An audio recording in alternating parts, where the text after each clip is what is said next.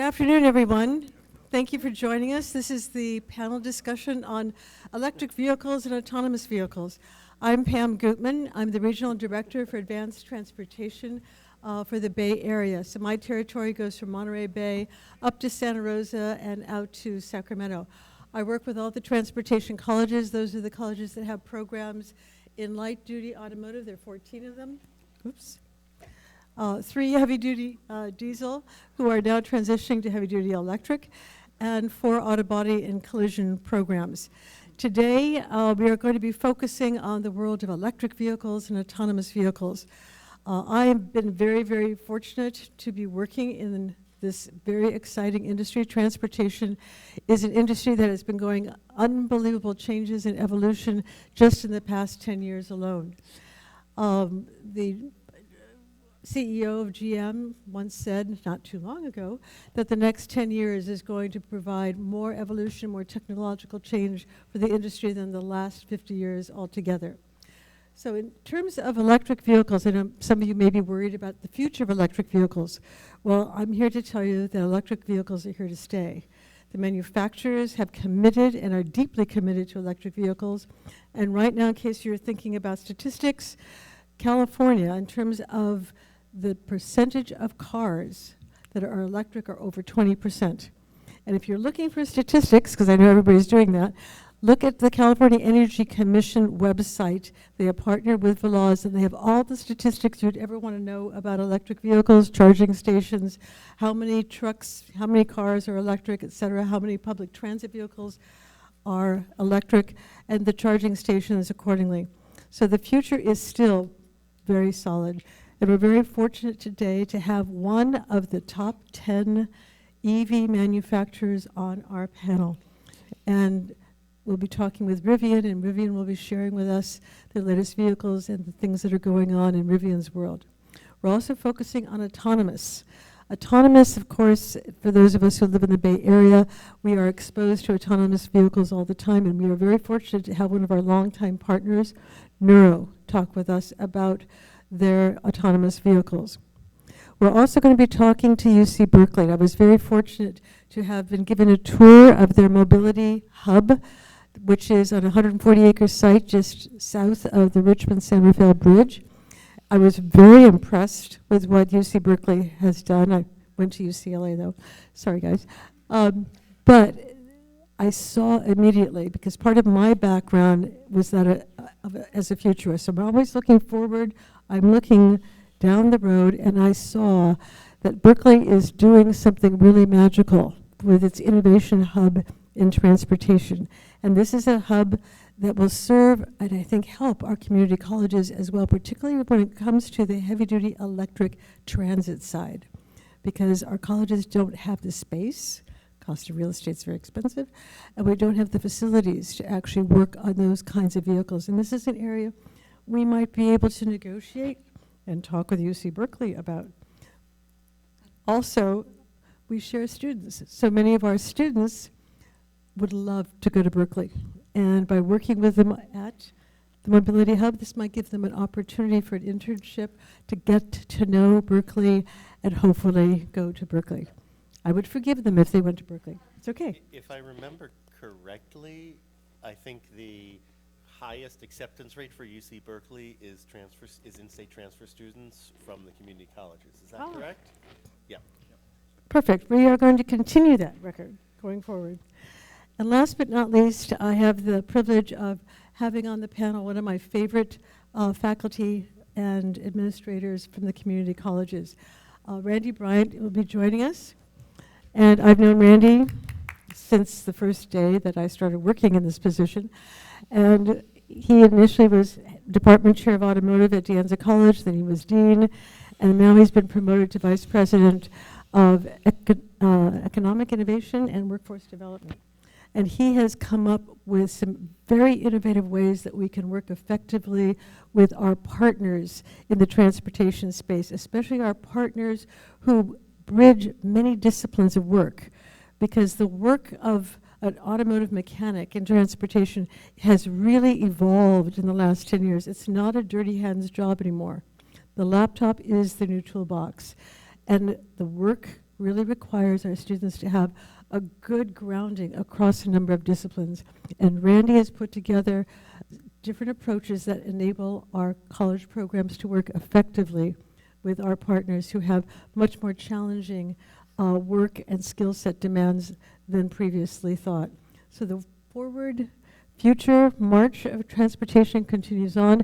It's very exciting. It's thrilling. I've been very fortunate to be in this field.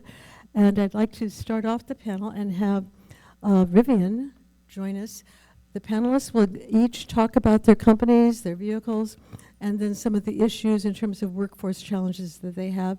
And then we'll have a panel discussion. Tom?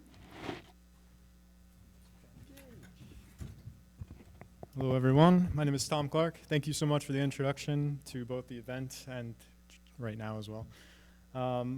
I am a program manager at Rivian on the workforce development team, so I can speak to a really specific subset of what happens within Rivian, specifically workforce development and the relationship that we have between us and service, or the L&D side and service. Before I dive into more of an intro, I kind of want to play a video from Rivian that talks a bit about the ideology and who we are as a company.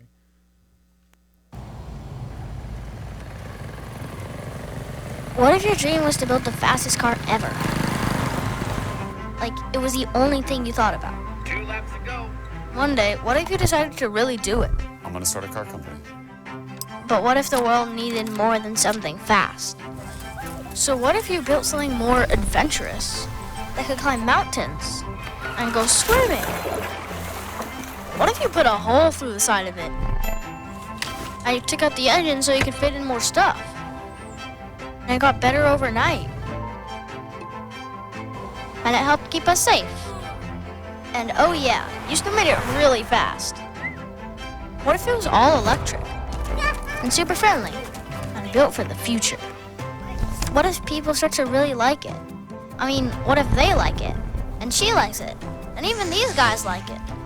What if the next thing you build, even more people like it? And what if you built something crazy like this? Is any of this even possible? It's definitely possible. You'd probably need a lot of smart people, like really smart, to build it all and make it big. I mean, would the dream keep getting bigger too? What if you built big factories in America so everyone could work together? And what if there was a kitchen and a Yeti to watch the dog? And vans with smiley faces? And a flashlight in the door? Because what if? What if this whole wild adventure, what if it was already happening? And what if this is just the start?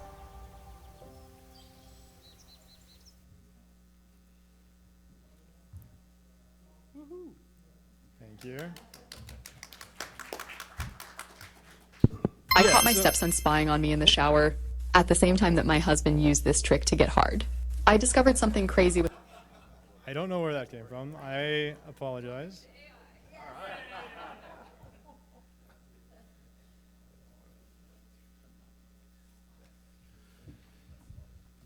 We don't need volume anymore, so I'm gonna go ahead and unplug that. All right.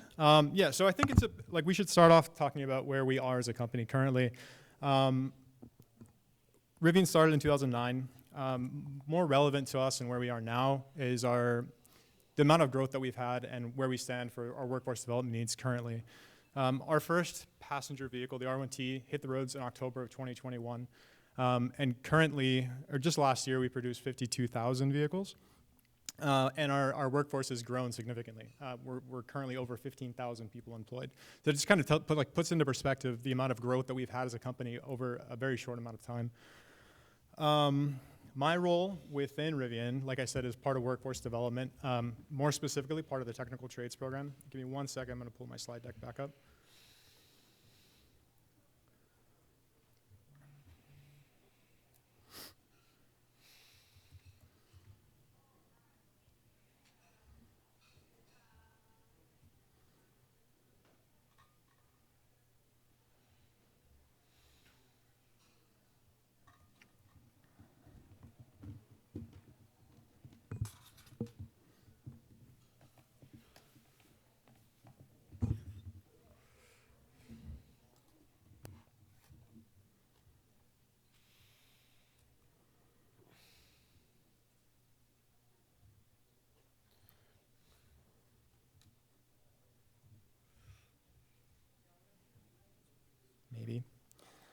course. Okay, well, we can keep going. So our technical trades program, currently, we have 5 locations across the country. The goal is to take somebody that is got some basic core automotive skills and upskill them to very Rivian-specific service industry standards. And the objective is to really make them allow them to hit the ground running once they go into the industry. Our programs are between 8 and 20 weeks long, typically. The candidate profile we're looking for is not super specific. We're not looking for somebody with a ton of technical skills. Within interviews and colleges that I'm talking to, generally the 2 words that I look for when I'm promoting the program is I'm looking for attitude and aptitude. I need somebody with some technical aptitude that I can put in position without fear of them hurting themselves or somebody else. And I'm really looking for an attitude that aligns with the company culture. So some of the attributes that we would look for within the attitude is curiosity. They want to understand why and not just follow steps. Adaptability. So EV tech industry evolves fast, and we need people that can embrace change. Can easily absorb new concepts. Professional standards. That's a big change from traditional automotive dealerships to where we are as a manufacturer. Every one of our technicians are expected to be in front of customers and interact with the customer base, and not only just customer base, but also interact with our engineering teams and really have a cross-functional relationship across all of the companies. So we need somebody that has that professional demeanor and attitude, and then career ambition, right? Somebody that sees the steps of the technical trades program as a foundation for something much bigger. Should we continue on, or? I guess the question is more about the panel. Okay, I'll leave the rest for panel questions at the end.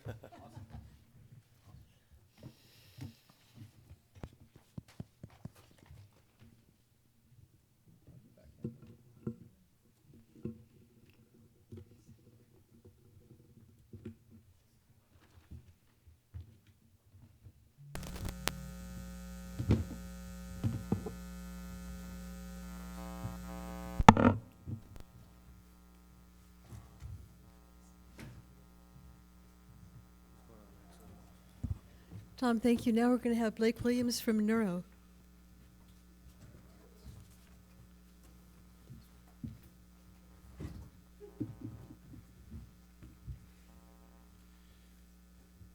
Don't concern yourself with that too much. I will try to be brief and give an overview, tech or no tech.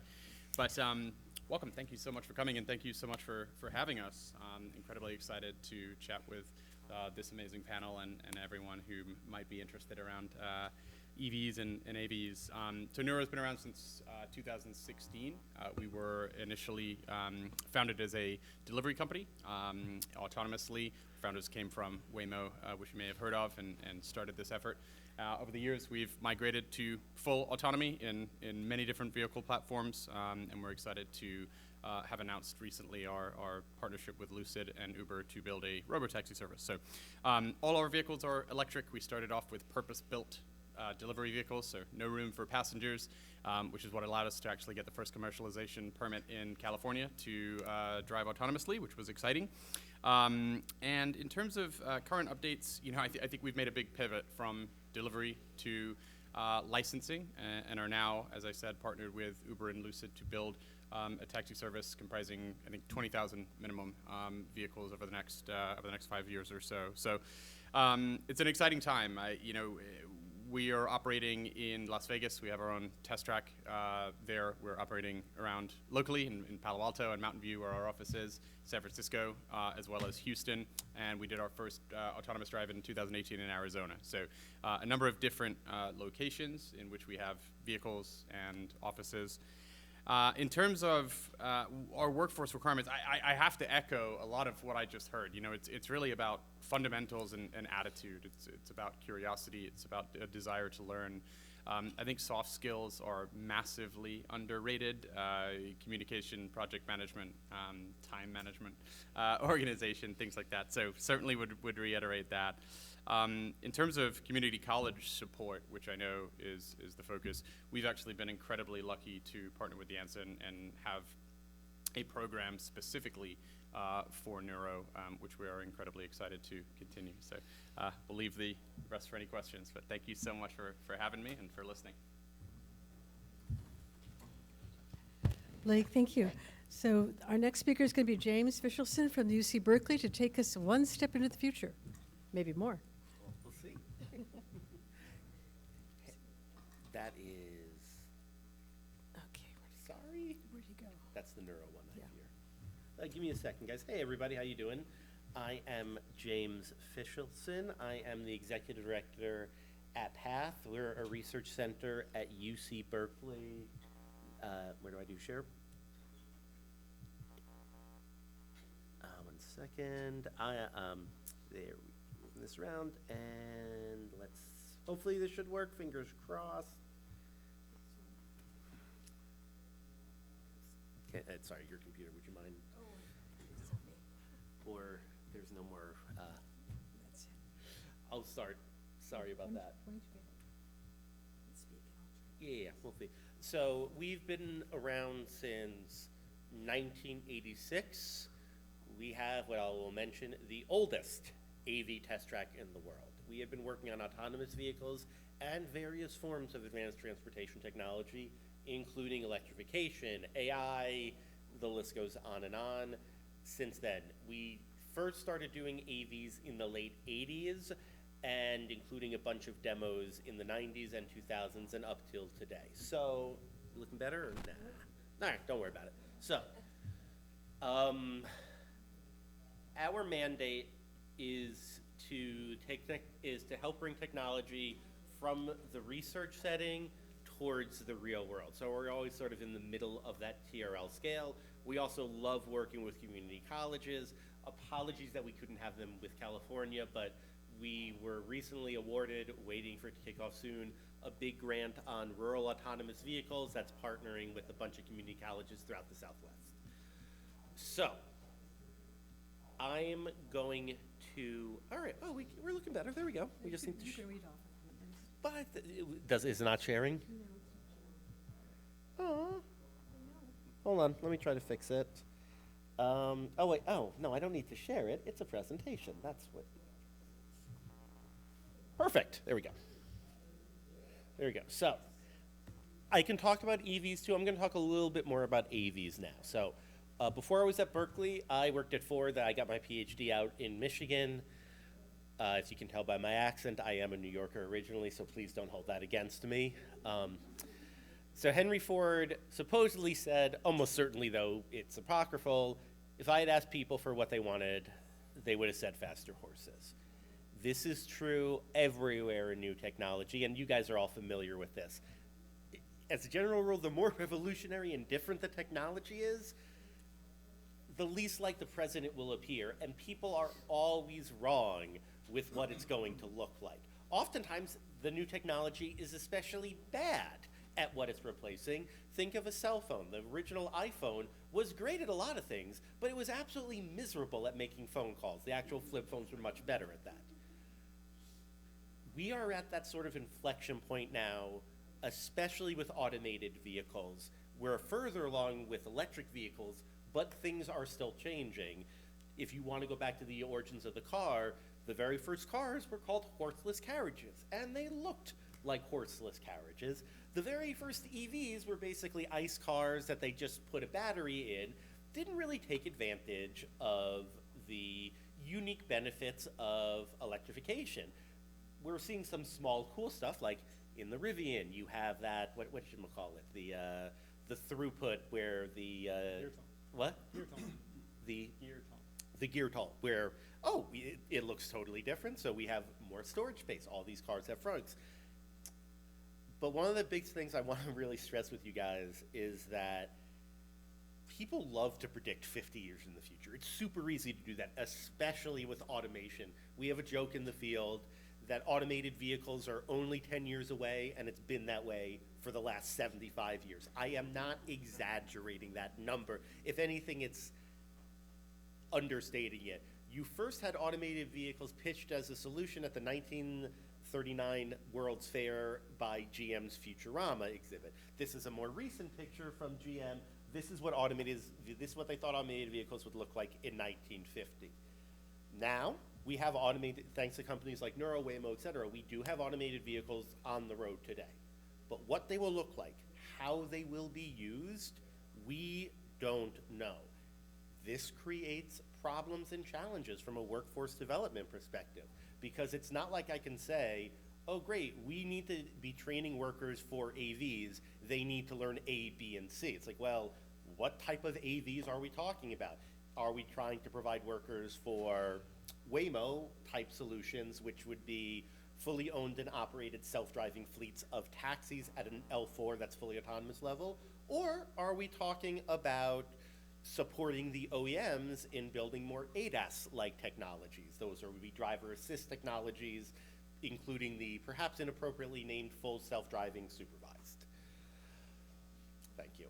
So this is why we are hoping to help play a role in bringing folks together and learning together and trying to train the next generation of people while keeping in mind just how uncertain the space is. Now, as I'm going through, I want you to think about two main things. One is, what is the relationship between the driver and the vehicle when it's an autonomous vehicle? So this works in two different ways. One, and we're seeing this with a lot of the AV companies now, what does a hired driver do besides driving? It turns out quite a lot. So the famous line with Waymos is they're driverless. They are very, very far from laborless. There is a lot of work and energy that needs to go into making a Waymo drive itself, and even in day-to-day operations. Somebody needs to plug it into a charger. Somebody needs to clean it. There's a lot that goes into it.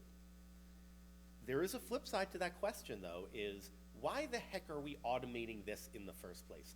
Automation tends to be a very expensive and hardware-intensive technology, especially for the full automation level 4, an obscene number of sensors, an obscene number of incredibly smart people like my friend here who have to work on this stuff. It is not cheap to make a vehicle drive itself, especially now. Can costs come down in the future? Of course, but it's coming down from a high point, and I want to say this in as nice a way as possible because I'm trying to keep politics out of it, but traditionally, drivers have been one of the more abused segments of the population. They tend to be paid pretty gosh darn poorly, with a very few exceptions, with very few labor protections. Taxi drivers, Uber drivers being a classic example of that. So you're trying to use a really expensive technology on a one-to-one basis to replace what is a very lowly paid worker. It's the same reason you can make an argument that, well, it's the same reason why McDonald's still hires a lot of people. It's not that you couldn't build a robot to flip burgers, it's that it turns out the person to flip the burgers is more effective and efficient and cheaper than building a robot to do it. So whenever anyone says, oh, we can just automate it, the first question you need to ask is, could we do this with a human driver? And if not, why haven't we done it already? Now that gets me to my second question, is this a genuinely new task, a new technology? Is this vehicle operating in a fundamentally different way than it did before? And does that mean that we're going to need new labor and support? Again, with an AV that I was just describing, yeah, it doesn't have a driver, so we need to have a whole other set of folks who need to be involved with working with the sensors, calibrating the sensors, cleaning the vehicles, checking it. This is a new job that is absolutely required because of automation. There are many more beyond that, by the way. I'm mentioning this to you guys, and again, I'm trying not to get too political here, but it is a risk with any new technology that it's not actually the technology it's not actually the job that's changing, it's just financial engineering. So and oftentimes that comes as well with a de-skilling of labor. So I would argue that there are functional differences, say with an Uber technology versus a taxi driver technology, but the basic driver is doing the exact same thing. The difference is a taxi driver needed to be licensed, registered, pass tests, etc. Uber was very effective at de-skilling the taxi driver work where anybody can do that. You are seeing this now with automation, even just as a lobbying technique with unions. where, well, we don't need you anymore. We're just, don't push too hard on the next union contract truck drivers because we're just going to automate you out of existence if you push too hard. Or there are middle grounds there. Maybe we'll just de-skill. You don't need a CDL anymore. If you get this level 2 technology, any random person with a personal driver's license can drive a truck reasonably safely. That is, the job still exists, but it's now a de-skilled job. So these are things I want you to be keeping in mind as I'm going through. And I'm going to be talking about the more fun stuff, which is what you were just mentioning, which is the big campus and effort we have at Richmond Field Station. So I'm assuming a bunch of you have been up to Berkeley, or are at least familiar with it. I'm guessing fewer of you have been up to Richmond Field Station, which is about 10 miles north of a little less, 7 miles north of campus. And it is a big facility, quite beautiful, right on the water, almost 200 acres. And we've been using it as a research test bed for lots and lots of things, such as we have the state's largest quake table there as an example. We are in the process, and shout out to Justin in the back, who is leading this effort. Thanks, Justin. To be building an innovative mobility research hub where we're going to be bringing in public sector, private sector, and academia to develop and test a lot of these new technologies. And we really think that workforce development is a key part of that. That's why I'm here today. So here is the overall vision. It's going to have some startup, I'm going to go quicker because I know I'm running out of time, startup incubation, advanced research, tech commercialization, all working together. We have a lot of state funders involved and interested already. Just moving ahead quickly, we are covering lots. My specific focus is obviously going to be on land mobility, but we also have sea mobility component, and we will have one of the very few drone parks. So we're really excited to work with our close partners in the drone space. This is the RFS area. This is what it looks like. We just finished updating our AV test track. We have a connected vehicle lab. We have a lot of really fun stuff here. We have sorry, I'm just running through. I can share these slides to everyone. We have a number of innovation zones. We are partnering with Gomentum, which is a big testing facility nearby in Contra Costa County, where they're also doing AV testing. We're going to bring some of that AV testing to us. And then I think to wrap up on this, then I want to mention to everybody that we are having a big event, sort of a coming out party on October 23rd and 24th.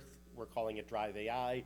First day is going to be a workshop focused on AI in mobility. Second day will be a demo day here out at RFS. So consider this your invitation, and also if you have any technology that you would like to be demonstrating, especially on day 2, please either hit me or Justin up. So I know I took up too much time, so thank you so much, guys. James, thank you. And next we have Randy to talk about some of the innovative work that he's been doing on the college front with our employers. Randy? All right. I think I'm going to save you from the PowerPoint thing, so I'm just going to talk. Thank you. So I'm Randy Bryant. I'm the Vice President of Workforce Innovation and Economic Advancement at De-Anza College. And we're just a few miles away from here, for those of you who don't know. And I'm going to bring it down to a little different level, and I'm going to talk about what we do at De-Anza. And Team De-Anza and I support about 24 different workforce programs, and one of those happens to be automotive technology. And we have a partnership with Neuro, and I'll tell you a little bit how that happened. That was really a mind-blowing, earth-shattering partnership that we came with. We went to and talked with a company at the time was looking for 4-year degree technicians to work on their cars.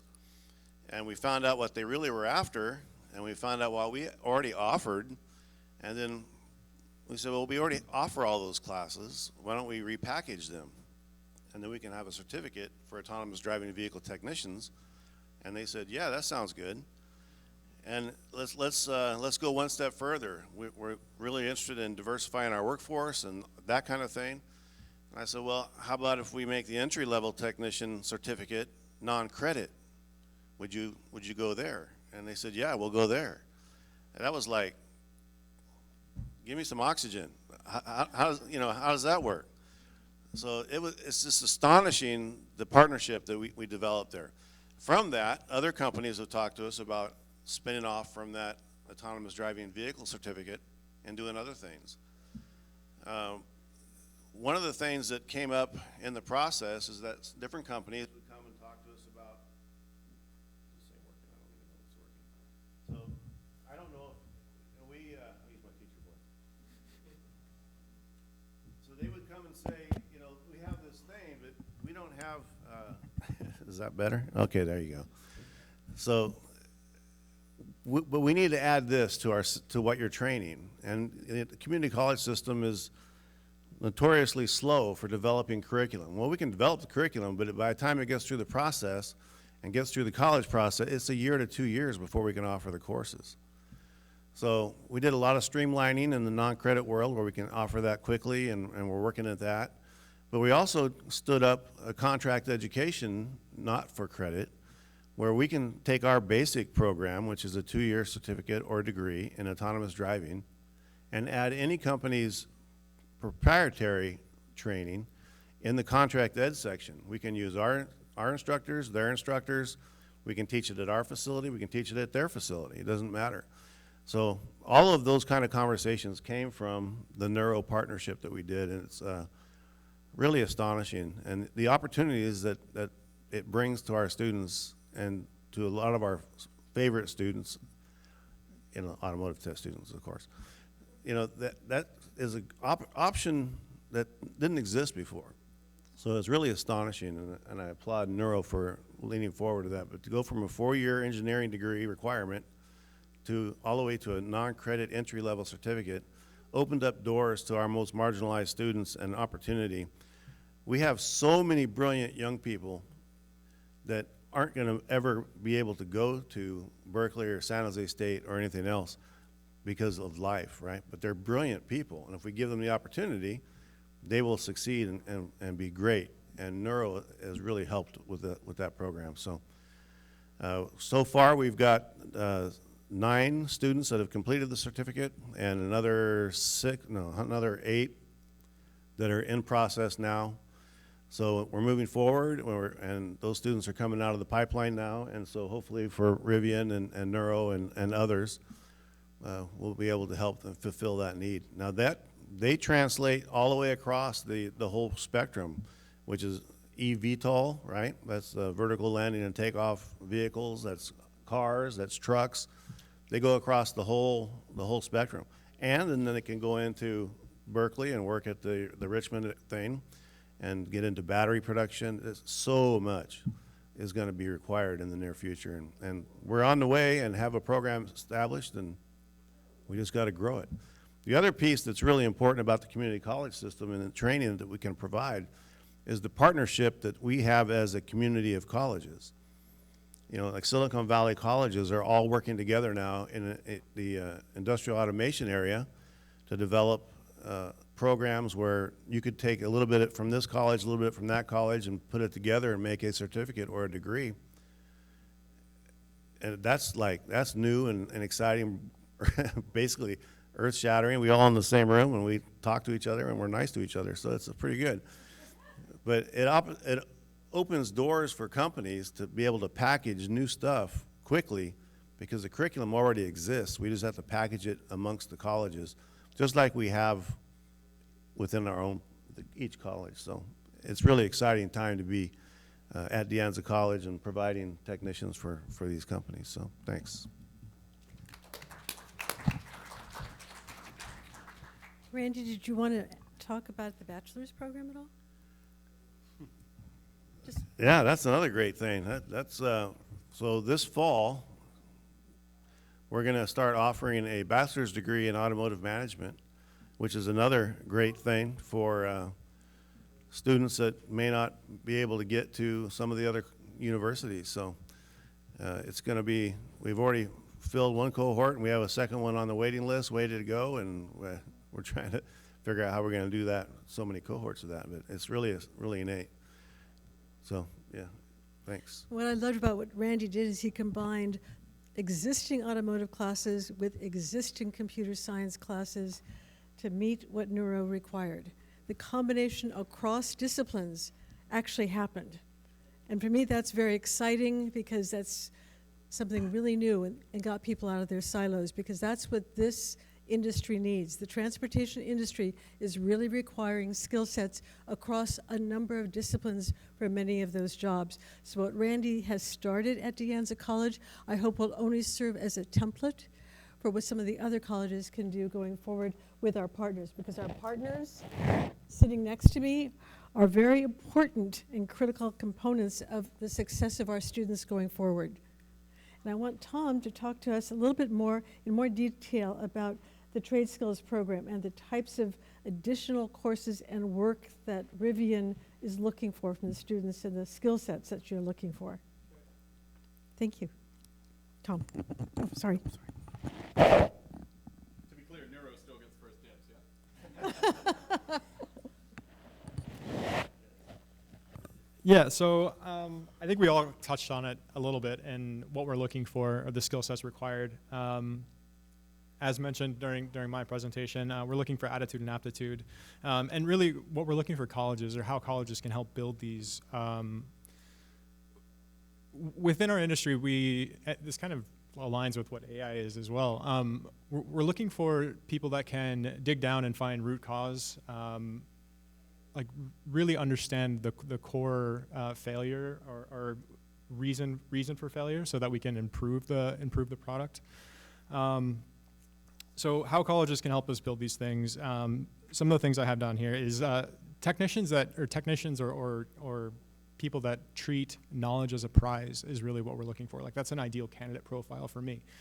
Somebody that approaches learning something new as really the thing that they're developing, the thing they're striving for. And along with that is a leveling up mindset. So as I gain new information and new ideas, like, it allows me to gain access to more complex systems. And that's really the way we treat our entire workforce with technicians. As an entry-level technician, you're expected some amount of efficiency and utilization and specific job types. And as you gain new information over years of experience, now your scope grows, right? Like, the scope of work that you're required to do within the industry expands, and now you have to do more. You have to get involved in diagnostics and work with engineering teams and all the other things. So again, to kind of go back, bring this all back to the candidate profile we're looking for, is somebody that really really looks at learning new things and increasing the scope of work that they do as the prize in and of itself. And the other thing with that is the scope always grows. Looking for somebody that doesn't have any jobs beneath them. Just understand that as you continue to gain momentum in your career, like, there's no jobs beneath you. Like, that's the profile that we're really looking for. And how colleges can do this. So some of the things that we've worked with colleges in the past are like, hands-on efforts are always going to be paramount, like really teaching the hands-on skills. So doing this through progressive lab challenges, like starting simple and adding complexity. A big part is kind of what you just touched on as well. So cross-system projects showing how everything connects together. How is being an EV technician relevant to being a traditional dealership technician, and how is that relevant to being an HVAC technician, and how is that relevant to being within any other industry? It's all about transferable skills. Diagnostic competitions, so making troubleshooting a game is a big thing that we like to include in all of our technical trades program classes as well. We have them bug cars for the instructors so that they can see the thought process change. Like, that's a big part of it, and then something that everybody enjoys. And then just general learning portfolios so that everybody can see their process and their progress, and understand how to have that level up or achieve the next thing. Great. Tom, thank you. Yeah, thank you. Blake, do you have some thoughts on that? I could see it germinating in your head. Yeah, I agree with so much of what Tom said. I think that one thing that I was thinking about is there seems to exist some trepidation sometimes with new jobs. Will I be qualified? I think an important part to remember is the counterpoint to that is as a company, when we say, oh, we need X amount of new jobs, we don't have anyone that's qualified to do that. We don't. It's not like there's some secret cohort of people that are trained and qualified and ready to go. So we are also looking for solutions to the problem we have, and ultimately, as we look to break those out, apply first principles thinking, we really drill down to what is the problem we need to solve and look for proxies, whether that is submarine technicians or video game developers or whatever the case may be. We've had tremendous success from folks that either were HVAC folks or mechanics or even professional video game players that have come to Neuro and applied those skills in varying capacities toward AVs, right? And I think that when there's also a lot of emerging regulation that of course we are not in front of or nobody's an expert in. So I think that the core fundamentals of curiosity and being very passionate about finding solutions, diagnostics, analytical rigor are very, very important to keep in mind. But the specificity with which those skills are applied is less relevant, I think, than the core skills themselves. And the other topic that you both touched on was soft skills. And working in a startup organization is a very different dynamic than going to a very structured bricks and mortar dealership, for example. So if we could talk a little bit about the special soft skills needed to not just survive in a startup. And I worked in a startup, so I know you have to wear many different hats. You got to do a lot of different things. What type of soft skills would you like to see from our community college students that would help them really thrive in your startup environments? It's a really good question. So I think the first thing, when I think about soft skills, I certainly think of, project management and timelines and communication and all of that good stuff. And certainly at a startup, you need to be resilient and you need to wear a number of different hats. But I think the most important thing for a startup at Neuro, there's 700 people in the company, and the people with whom you work, you do so often and continuously. And so the first thing I'd say about soft skills is we look for people that we want to spend time with. We look for people that we want to work with. I promise you that if you are a cantankerous genius, you will not work at Neuro. Regardless of the problem you can solve, the time or money you can save us, it just doesn't matter. It's just not worth it. To work with people who are not genuine, who are not caring, who don't identify with the mission. It's too hard a job to do it with people whom you don't appreciate doing it with. So I think that's the first and most important thing I would say is be someone that people want to work with. Tom? I don't know that I have much to add beyond that. I mean, I think that's true for our industry as well. It's just scaled up a little bit.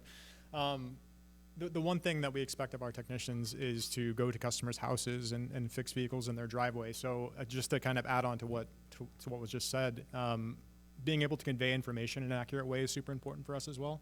And like talking to a customer and explaining in enough detail that they understand what was performed on their vehicle. So just having an understanding of the job that was just performed, why they did it, and what the result is. Yeah. James? This is especially from some of my previous experience. I just wanted to stress these softer skills may be a little different. They are equally as important in big legacy companies. In particular with them, I will say one of the most important things is just what you were saying. Being able to explain concepts to non-technical people, both inside and outside of the company. At Ford, all of my team was basically PhDs. Biggest thing I had to work with them is you need to be able to give a presentation that a Ford senior executive will understand. My day-to-day job ended up being explaining very basic, like first-year master's level transportation engineering concepts to C-suite people, because that's what needed to be done. I now at Berkeley have the exact same experience on the other side when I work with a bunch of companies. So like, these are big companies. We're talking, big OEMs, big cell companies, et cetera. Exact same thing. Whenever they have like a super technical person who speaks in acronyms in charge, it's a nightmare to get anything done because this is such a rapidly changing space. You can't be the sort of person who is an expert in their own little field and doesn't want to go beyond it. It just will not work anywhere that I can think of in automation or electric vehicles, to be honest. Yeah.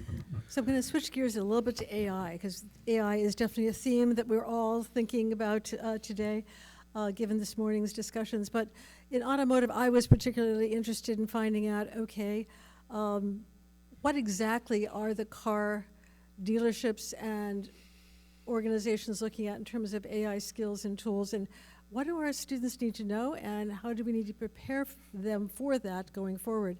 And it's interesting because when it comes to cars that are on the roads today, they're very advanced machines, and many of them have already been built with a lot of AI tools in the cars.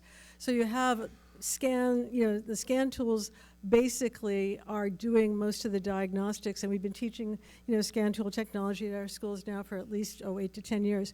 So that actually helps the students, because the scan tools actually read off of the different sensors on all the systems in the car to help them understand what is wrong with the car. That gives the students extra time to really come up with the diagnostics and to be creative in their diagnostics and their communication with their students. But at the same time, there's more going on. There's more going on in that car, and predictive maintenance is out there. There's all kinds of things happening. So I asked a couple of car dealerships, these are traditional ICE cars, these are not electric or autonomous, what are their expectations for our students in this particular category? And they basically said they thought that AI was going to help more on customer service and sales and the actual paperwork, at the end of the day, not necessarily operations and maintenance and repair. But I thought I'd throw it out there to see if Randy has any thoughts on this. So the AI part is, I found a very interesting observation this morning, right? So it's not really about how can we train people to work in AI so they can be replaced by AI. It's how do we make people retainable in their career fields that will be impacted by AI. So I made an observation this morning. Which job did you notice this morning that's already been replaced by automation, AI automation? It happened this morning. Anybody notice it? The translate, yes. They no longer have sign language interpreters. It's on the boards, right? So that's the first step. That was just a big notice that I had today, right? Is that how do we, and so one of my primary passions is how do we keep people retainable in their career field? How do we change what they're doing to be able to manipulate the AI or fix the robot that's now putting the widget on the circuit board instead of you? How do we make that workforce retainable? Because I like to think of it as not artificial intelligence, but intelligent assistant, right? So how do we make the workforce we have today more efficient and able to use AI and be able to retain their job? As I had a person one time tell me, it's like, I don't have to have a bookkeeper anymore, I don't have to have a receptionist anymore, I don't have to have all these people working in my office anymore. And it's like, well, think about what you just said. So you do this, whatever you do in this company. Who's going to be there in 10 years to buy your product if they don't have jobs? So we have to retrain the workforce to make them retainable, not replaceable. That's my goal. James? I'll make a slightly different point, totally in agreement. AI is a huge field. I was just saying, automation, it can mean lots of things. Orders of magnitude bigger for AI. So, and right now, most of the AI that people interact with on a day-to-day basis in the general public are these LLMs, the chat GPTs, and stuff like that. And those have definite applications, but we're really talking about one pretty small subset of the entire AI space. So I just want to be adamant that AI will change everything, but it's not like, but I'm not saying chat GPT will change everything, because that's only one small portion of it. So some of those sort of things can be helping, say, with sales and the like. I think for me, though, the biggest area that I'm really interested in is just what you were saying. How can we use AI to be a force multiplier. And this is, I'm sure you guys see this every day. I see it all of the time at Berkeley. My wife is a professor at UC Riverside. She teaches undergrads on a daily basis. For her, it's a real struggle because students now, there's so much more that they need to learn, right, even compared to when I went to school. I was like one of the last people, basic math, basic science, basic writing. I think I was one of the last people I had to handwrite one of my college essays. They don't do that anymore for anyone. But now it's like, oh, well, you need to have a little bit of coding skills. You need to have good computer skills. You need to know how to give a presentation. And this makes it hard for students because they can't do absolutely everything. I know when my wife, she's like, students come to her so proud that they could write a 5-page essay, and they didn't know that they could write a 5-page essay. And it's easy for us to laugh at that because we did that repeatedly when we were in undergrad, but that's all that we had to do. Being able to help with some of the day-to-day, that's why I am excited about the soft skill stuff, is usually beneficial because this is what I see in my daily life too. I'm like, I need to work with my team. And these are incredibly smart people with PhDs from top universities, but I have to work with them. And you can, like, mine aren't that great either, but it's like, hey, dude, your presentations suck and your writing sucks, and no one understands what you're saying outside of about a dozen people in the world, and that's not your audience right now. So this is a universal problem, but I can see AI being really, really helpful. It can't, you need to be able to know what you're talking about. You can't just use whatever PowerPoint presentation your AI model spits out, but it can get you 90% of the way there and let you be a lot more efficient at your job. Great, James, thank you. Are there any questions from the audience? Yes.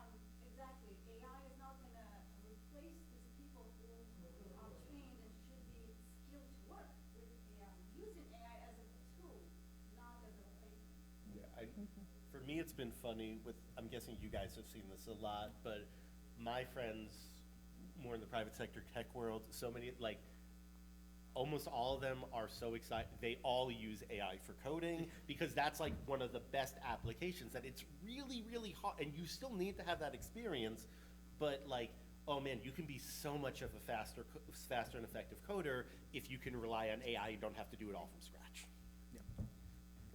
Any final comments for anyone? Yeah, I think one other thing to think about in terms of AI is technicians in the field no longer become the end user.